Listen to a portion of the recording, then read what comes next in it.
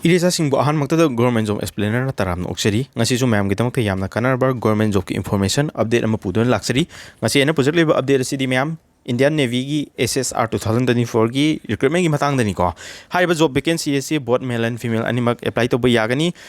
mahi gi thak ta 12 pass ogadabani ko adu akupa details yauri Mayam da detail explanation tawjara ke Mayam na channel sibu nongna thenabi bo regadi subscribe to simbiramu amadi bell icon namsinbiramu ko maram di any job update lakpa matamda video thagalpa matamda Mayam na video sing asi miss tawdaram gi damakta bell icon namda changaga all haina thamiyu ko adu regadi loina notification sing miss to biro haiba job asi angipat scheme gi makhala leiba job ni ko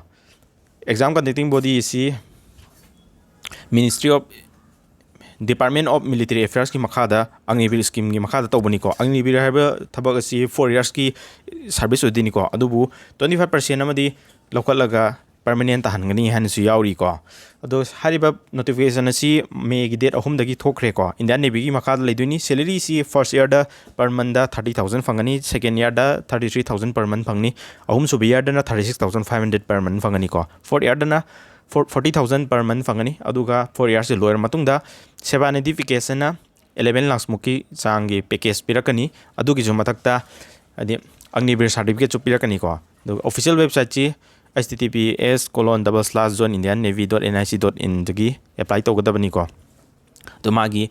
form thabagi matam last date ki matam ju mayam doloina khanganjarage magi form thabasi 13 May 2024 da form thare aduga last date sina 27 May sida ogani ko aduga magi age limit asi 1st November 2003 digi horoga 30 April 2007 sigi manung da laiba candidate sing khatana apply to bu yagani sida age relaxation am fu pidi ko Indian Army Navy Air Force sing ba thabak sing asi dadi khoi gi category gi SC ST gi haiba tongan ba am fu pidi ko sida de adu my qualification je 12 pass lor candidate sing ogadabani aduga maths ka physics ka je compulsory lor kadabni ko asi gi ju mathakta chemistry biology natragana computer science se ahum jigi manungda subject amaju lorok candidate ogadabani aduga thabak asi thage haba taragadi unmarried oba male female khatana yagani ko adu my selection process se aham the written examination toguni season screening ni ko ahan ba Indian Navy entrance test INET ana thagani ko silar matungda physical measurement amadi physical efficiency test togani document verification togani medical examination togani ko last the merit slip kani aduga my application fee is form payment tobagi fee is rupees 550 plus 18% GST lakani ko ado form fees di khara chawre ado khoina form je apply tobasi online gi mot khak yagani ko magi exam pattern si 100 question hangani pung amagi matam pigini ko hangaderba subject sing asi English maths science amadi general awareness ni aduga hangaderba level si 12 level gi standard ta hangani han yauri ko aduda question paper si multiple choice question type odini ko objective type question do odini negative marking ju legani ko mayamna thabaki damakta preparation tawba taragadi textbook haba app se sijana khwaidagi preparation tawbagi khwaidagi nongairaba app amni ko hariba textbook sigi subscription lai ko sahi amgi subscription lai sida mayam pass pro hariba si textbook hariba app sigi manungda subscribe tawdini ko aduga magi premium feature sing loina fangduni rupees 439 khata piri ko hoje Maam na T2M abo code sina virika 12% ki discount fangbiu aduga maman ahong bada fangbiu ko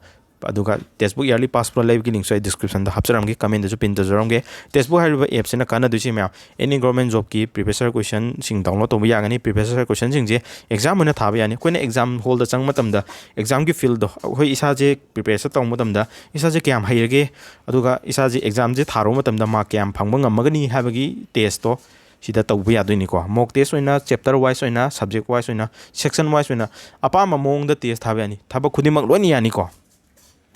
sida ma'am hajiki Indian Navy Agnivir gi ju mamangi previous question jingba loina fangani aduga koina topic wise GK ki tang thage English ki thage maths ki thage hal su loina sida apama option sing loina fangani ko textbook sida ma'am government jo khudimak loina yagani ko India manung ko ru thaba khudimak loina fangani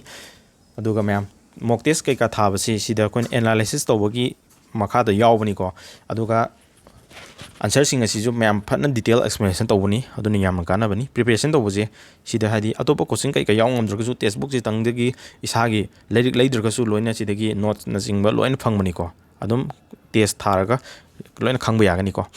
ꯑꯗꯨꯒ ꯃꯥꯒꯤ ꯐꯤꯖꯤꯀꯦꯜꯁꯤ ꯀꯃꯥꯏꯅ ꯇꯧꯒꯅꯤ ꯍꯥꯏꯕ ꯃꯇꯝꯗ 1.6 ꯀꯤꯂꯣꯃꯤꯇꯔꯒꯤ race ꯇꯧꯒꯅꯤꯀꯣ ꯐꯤꯃꯦꯜꯒꯤ ꯑꯣꯏꯅ 8 ꯃꯤꯅꯤꯠꯀꯤ ꯃꯅꯨꯡꯗ ꯉꯝꯒꯗꯕꯅꯤ ꯃꯦꯜꯒꯤꯅ 6 minute 30 ꯁꯦꯀꯦꯟ ꯐꯥꯎꯒꯤ ꯃꯅꯨꯡꯗ ꯉꯝꯒꯗꯕꯅꯤꯀꯣ ꯑꯗꯨꯒ ꯁ꯭ꯀ꯭ꯋꯥꯠꯁꯦ ꯃꯦꯜꯒꯤꯅ 20 ꯉꯝꯒꯗꯕꯅꯤ ꯐꯤꯃꯦꯜꯒꯤꯅ 15 ꯅꯤꯀꯣ ꯄꯨꯁ ꯑꯞꯁꯦ ꯃꯦꯜꯒꯤ 12 ꯑꯣꯏꯒꯅꯤ ꯑꯗꯨꯒ ꯕꯦꯟ ꯅꯤ ꯁꯤꯠ ꯑꯞꯁꯤꯅ ꯐꯤꯃꯦꯜꯒꯤ 10 ꯑꯣꯏꯒꯅꯤꯀꯣ ꯃꯤꯅꯤꯃꯝ ꯍꯥꯏꯠ ꯁ꯭ꯇꯦꯟꯗꯔꯗꯁꯤ ꯃꯦꯜꯒꯤ ꯑꯣꯏꯅ 157 ꯁꯦꯟꯇꯤꯃꯤꯇꯔꯁ ꯑꯣꯏꯒꯅꯤ ꯐꯤꯃꯦꯜꯒꯤꯅ 152 ꯁꯦꯟꯇꯤꯃꯤꯇꯔꯁ ꯑꯣꯏꯒꯅꯤꯀꯣ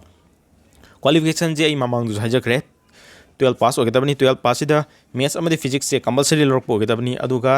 ओवरऑल दा 50% मार्क योब कैंडिडेट होगदबनी को सि नत्रगना मैम 3 इयर्स की इंजीनियरिंग डिप्लोमा तोरप कैंडिडेट ओरकजु यागनी अदुबु एग्रीगेट ता 50% योरप कैंडिडेट होगदबनी को सि नतब तारगना मैम 2 years की vocational course ओरकदबनी को अदुबु vocational course तोरप कैंडिडेट सिंग असि 50% एग्रीगेट मार्क ओगदबनी फिजिक्स अमदी मैथ्स से कंपलसरी लरक कैंडिडेट ओगदबनी को अदुगा 12 की रिजल्ट गाइरिबा कैंडिडेट ओरगजु एप्लाई तौब यागनी अदुबु खोय मणिपुर की 12 की रिजल्ट डिक्लेयर तौग्रे अदुना लोइन एलिजिबल ओरनी को दु सब्जेक्ट सिदी मैथ्स का फिजिक्स का लरक कैंडिडेट नत्रगदी यारोय को एप्लाई तौबसी मैम थबक की प्रिपरेशन तब तारगदी फ्री एग्जाम कोचिंग मणिपुरी है यूट्यूब चैनल से सब्सक्राइब तौसिनबिरो अदुगा मैम यूट्यूब की थ्रू द लाइव क्लास की थ्रू द मैम चैनल असिदगी मैम कोचिंग की क्लासेस मैम लोना एबाइल तब ngमगनिको मैम सिदा हौजे हौजिकती प्रॉफिट एंड लॉस की चैप्टर सिंग ताइको अदुगा परसेंटेज की क्लास लेक्चर सिंग फजन थागतखरबनी मैम सिदा चंगागा हाना हाइरमदबो तारगसु मैम बेसिक तगी हौरगा एडवांस लेवल फो ngमनबगी दमकता अइना स्टैंडर्ड से मेंटेन तौग्रबनी अदुना मैम चैनल सी सब्सक्राइब तौसलो अदुगा अनौबा अपडेट सिंग खंगनबा क्लास सिंग यावनबा मैम होनामिनरसी अदुगा एग्जाम सिंग असि खन्नबा मैम पुन होनामिनरसी ngasi ngasi नेवी SSR 2024 की अपडेट सिंग लोइनना आई वीडियो से मतंग से tension जरगे अनौबा job update Lakpa अमदी job की इंफॉर्मेशन प्रिपरेशन स्ट्रेटजी न चिंगबा कैरियर का मरी लेनबा अपडेट सिंग पिजर को मतमदा मैमना अहान इहान हान फंगनबगी दमकता वीडियो से मिस तौदनबगी दमकता मैमना सब्सक्राइब अमदी बेल आइकन नमसिनबिरमु वीडियो से नुआयना खनबिरगदी लाइक बटन जो नमसिनबिरमु ngasi की मतंग से टेंशन जरगे थैंक यू